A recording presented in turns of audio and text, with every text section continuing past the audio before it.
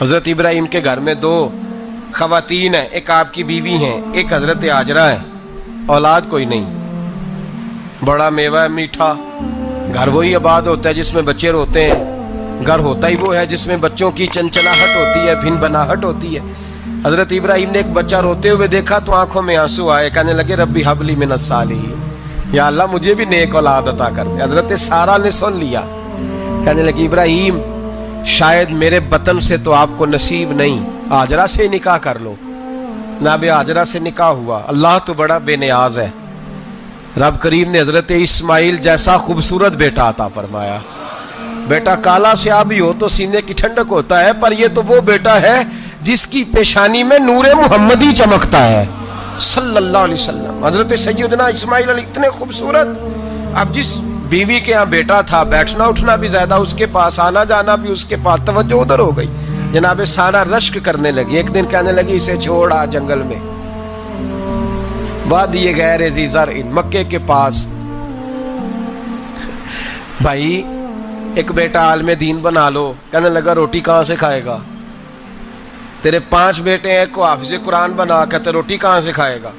وہ بچہ بھی کہتا ہے میں کہاں سے کھاؤں گا؟ حضرت ابراہیم علیہ السلام تو چند مہینے کا بچہ چھوڑ آئے، تو کہاں سے روٹی کھائی حضرت اسماعیل نے؟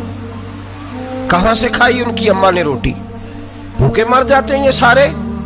میں بڑی ذمہ داری سے کہا کرتا ہوں کہ جتنی خوبصورت روٹی اللہ کریم دین کے خادموں کو عطا کرتا ہے شاید کسی اور کے نصیب ہوتی ہو، لیکن ہم لوگ توجہ ہی نہیں کر رہے، ہمارا ذوق ہی نہیں بن رہا، ہم یہ محنت ہی نہیں کر رہے کہ قوم کو مستند علماء کی ضرورت ہے، علاقوں کے علاقے خالی ہیں، ادھر ہمارا مزاج ہی نہیں بن رہا، توجہ ہی نہیں دین کی خاطر۔ اور پھر چلے بچے تو بعد کی بات ہے نا، جو ابھی خود جوان ہے وہ بھی تو یہ دعا، ایک صاحب مجھے کہنے لگے میں دعا مانگ رہا ہوں اللہ مجھے بیٹا دے تو میں اسے دین پہ لگاؤں گا، تو میں نے کہا آپ بھی بوڑھے نہیں ہوئے، آپ خود ہی لگ جائیں، بیٹا تو ابھی آئے گا تو لگے گا نا، تو آپ تو اس وقت ہے تو آپ تو پہلے لگے نا صاحب، 2 گھنٹے تو نکال کے آئے، دین سیکھنے کو کافی ہے۔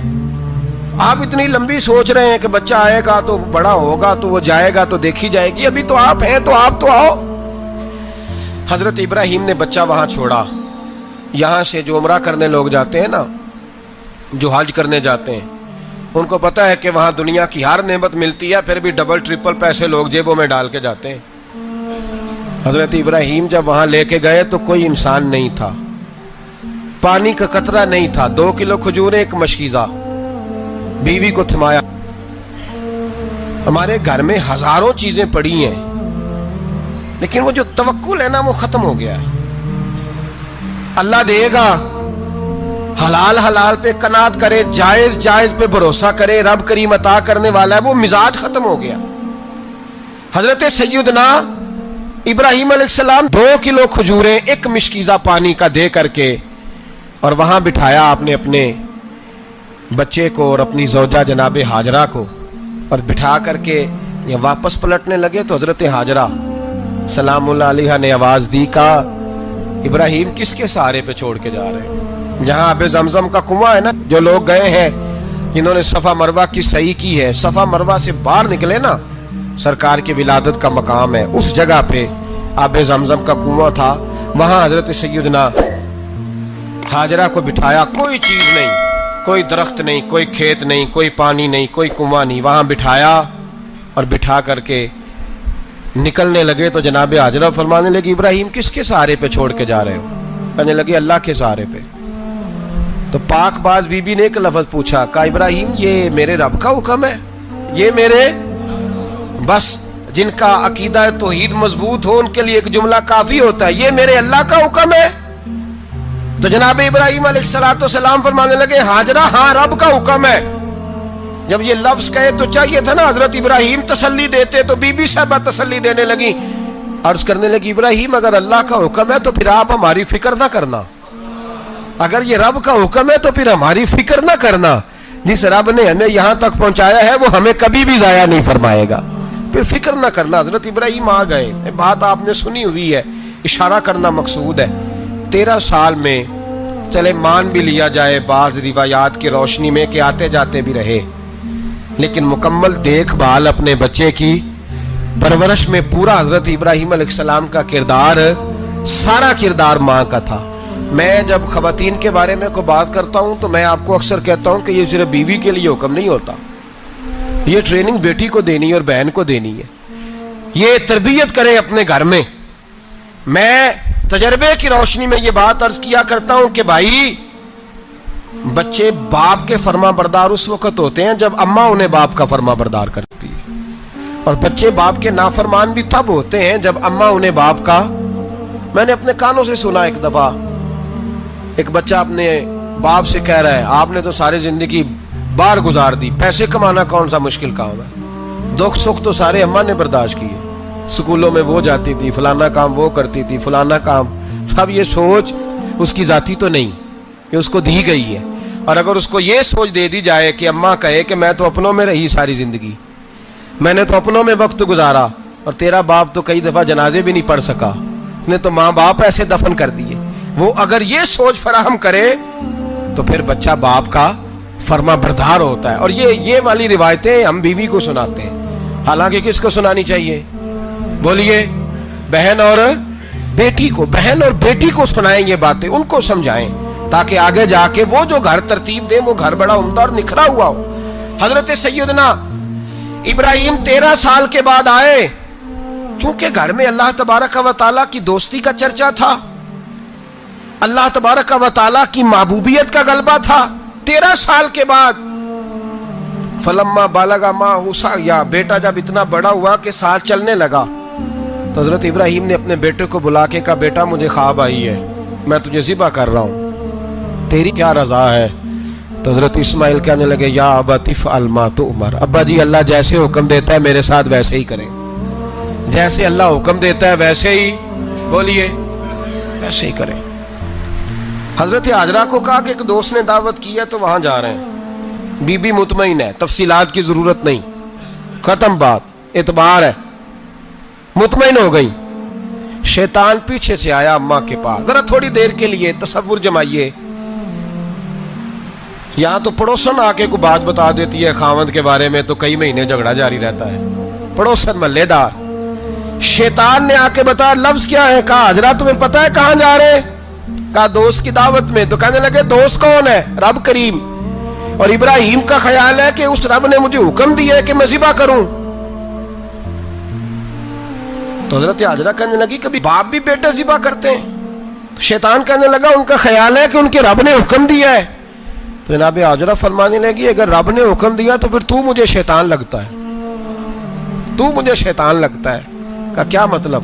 فرمانے لگی اگر رب کریم کا حکم ہے تو میرے پاس ایک اسماعیل ہے، اگر 1000 بھی ہوتے میں سارے اللہ کے راستے میں پیش کر دے دیتی، مالک کا ہی تو ہے سارا کچھ، اسی کا ہے، اس میں لیت اللہ کی کیا گنجائش؟ حضرت سیدنا ابراہیم علیہ السلام نے بیٹے کے حلق پہ چھری رکھ بھی دی اور چھری چلا بھی دی، رکھ بھی دی، اور وہ تو اللہ کریم نے فرمایا یا ابراہیم قد صدقت الرؤیا، ابراہیم تو نے خواب سچا کر دکھایا، وہ قیامت تک تیرا نام رہے گا۔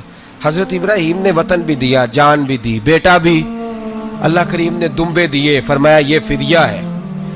اب یہ قربانی قیامت تک حضرت ابراہیم کے طریقے کے مطابق جاری ہے۔ حضرت ابراہیم بہت بڑے مہمان نواز تھے، بہت بڑے۔ آپ جب مصر میں قیام تھا تو بڑے بڑے لمبے چوڑے لنگر پکتے تھے، لوگ آیا جایا کرتے تھے، بڑا تفصیل کے ساتھ کھانا ہوتا تھا۔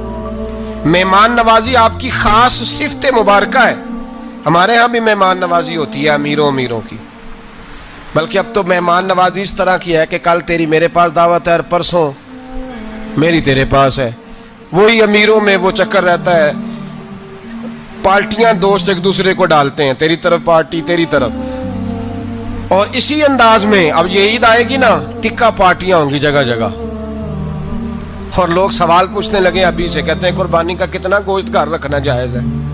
قربانی کا کتنا گوشت گھر رکھنا جائز ہے؟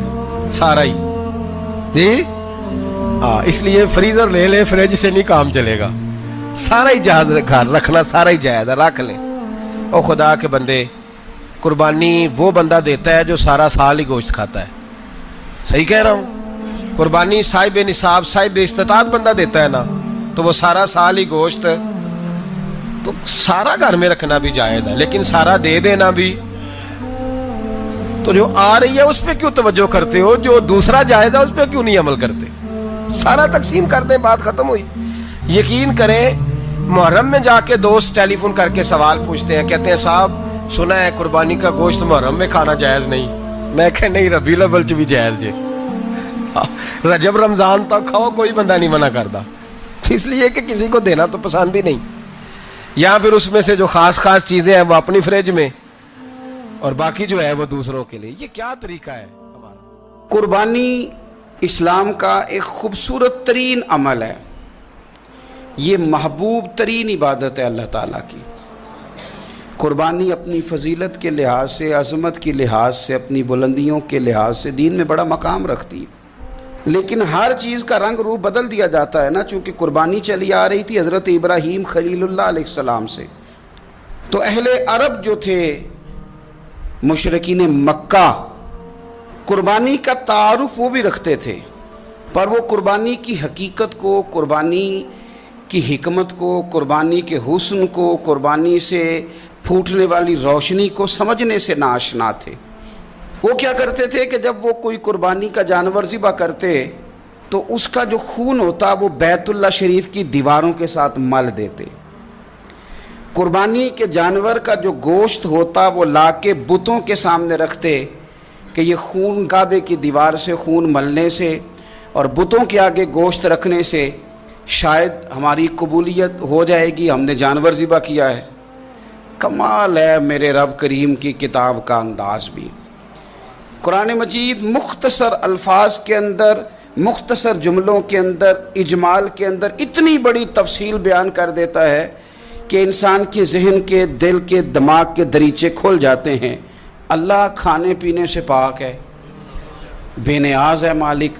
رب کریم نے فرمایا لَن يَنَالَ اللَّهَ لُحُومُهَا، فرمایا ہرگز نہیں پہنچتا اللہ کی بارگاہ میں تمہارا گوشت، وَلَا دِمَاؤُهَا، اور نہ ان کے خون، نہ اس جانور کا گوشت اللہ کی بارگاہ میں پہنچتا ہے، نہ خون پہنچتا ہے، تو مالک پہنچتا کیا ہے؟ وَلَٰكِن يَنَالُهُ التَّقْوَىٰ مِنْكُمْ، بلکہ رب کی بارگاہ میں تو تمہارے دلوں کا تقویٰ پہنچتا ہے۔ تمہارے دل میں کیا ہے، تم اپنے رب کی رضا کتنی چاہتے ہو، یہ بات جاتی ہے۔ گوشت اور خون تو یہاں رہ گیا، فرمایا نہ اللہ کی بارگاہ میں خون پہنچ رہا ہے جانور کا، نہ گوشت پہنچ رہا ہے، دل کا تقویٰ پہنچ رہا ہے۔ معنی کیا ہے کہ جانور خریدتے وقت بھی اپنے دل سے پوچھ لینا تیرا دل کیا کہتا ہے، نیت کس سے جانور تو لے رہا ہے، تیرا ارادہ کیا ہے، اور جب تو ذبح کرے تو بھی اپنے دل پہ توجہ رکھ، تیرے دل میں اس کے لیے کیا ہے، تیرے دل کے اندر تقویٰ کتنا ہے، اللہ کی رضا حاصل کرنے کا جذبہ کتنا ہے۔ اور جب تو اس کا گوشت بانٹے تو پھر بھی تیری نظر آنے والے بندے پر نہیں ہونی چاہیے، جس گھر میں گوشت جا رہا ہے اس گھر پر تیری نظر نہیں ہونی چاہیے، بلکہ تیری نظر تو رب کی رضا پہ رہنی چاہیے۔ اللہ کی بارگاہ میں جو چیز جائے گی وہ دل کا تقویٰ جائے گا، اپنے دل پر محنت کی جائے، دل کی خواہشات، دل کی نیتوں کو، ارادوں کو صحیح کیا جائے۔ ایک آیت نے سارا فلسفہ بیان کر دیا کہ نہ وہاں خون جاتا ہے نہ گوشت جاتا ہے، وہاں تو تمہارے دل کا تقویٰ جاتا ہے، تو جس چیز نے وہاں جانا ہے اس پر زیادہ توجہ ہونی چاہیے تھی، اس کا زیادہ خیال ہونا چاہیے تھا۔ یہ فلسفہ ہے قربانی کا کہ آپ کی نیت کیا ہے، کسی کام کے لیے آپ کا ارادہ کیا ہے۔ ہمارے ہاں قربانی کے ساتھ جس طرح جانور منسلک ہے نا، کہ قربانی میں جانور ہونا بڑا ضروری ہے اور قربانی کے لیے پیسے ہونا بڑا ضروری ہے، اسی طرح قربانی کے اس سارے سیزن کے اندر کسائی کا بھی بڑا رول ہے، اس کا بھی ایک بڑا کردار ہے، وہ بھی بڑی اہمیت کی حامل پرسنالٹی ہے ان دنوں میں، اور پہلے سے بڑے سارے معاملات ہیں، اور اس دن کسائیوں کے جو معاملات ہیں ان کی جو بھاگ دوڑ ہے وہ بھی ایک پوری داستان ہے، چونکہ بہت ساری جگہوں پہ انہوں نے جانا ہوتا ہے، اور جہاں وہ بیٹھے ہوتے ہیں ان کو بھی کافی جلدی ہوتی ہے کہ جلدی سے جانور ذبح ہو جائے، جلدی سے گوشت بن جائے، اور جس جگہ انہوں نے بعد میں جانا ہوتا ہے ان کے بھی 15 فون آ چکے ہوتے ہیں۔ تو وہ جو خاص اسلام حکم دیتا ہے اس موقع پر، اور نبی پاک علیہ الصلوۃ والسلام کی جو خاص نصیحتیں ہیں اور حضور نے جو خاص احتیاطیں بتائی ہیں وہ احتیاطیں پوری نہیں ہوتی. دیکھیں آپ اس فلسفے کو سمجھیں کہ قربانی کی تعریف یہ ہے کہ مخصوص جانور مخصوص وقت میں اللہ کی رضا کے لیے ذبح کرنا ہے, اللہ کی رضا کے لیے. اب یہ نہیں ہے کہ آپ نے فٹافٹ آؤ دیکھا نہ تاؤ دیکھا, جس طرح کی چھری آپ کو مل گئی جس طرح ہو سکا بس اس کو مار دینا ہے. اسے ذبح کرنا ہے اور اچھے طریقے سے کرنا ہے. یہ حدیث آپ کو سیاستہ میں ملے گی, مسلم شریف میں ملے گی, ابو داؤد شریف میں ملے گی. حضرت شداد بن اوس رضی اللہ تعالیٰ عنہ حدیث کے راوی ہیں. نبی پاک صلی اللہ تعالیٰ علیہ وسلم نے فرمایا احسان کرنا اللہ نے فرض کیا ہے ہر چیز پر, مالک نے ہر چیز پر احسان کرنا فرض کیا ہے. تو فرمایا جب تم ذبح کرو تو اچھے طریقے کے ساتھ ذبح کرو, چھری کو تیز کرو, اور فرمایا ذبح ہونے والے جانور کو آرام پہنچاؤ. اچھے طریقے سے ذبح کرو, چھری تیز ہو, اسے آرام ہو, اسے تکلیف نہ پہنچاؤ. اچھے طریقے سے ذبح کرو, اسے ٹھنڈا ہو لینے دو, پھر اس کی کھال اتاری جائے, تھوڑی احتیاط کی جائے, اچھے طریقے سے چیزوں کو لیا جائے. آپ دیکھیے حضور ایک بات کرتے ہیں لیکن سوچ کے دھارے بدل کے رکھ دیتے ہیں.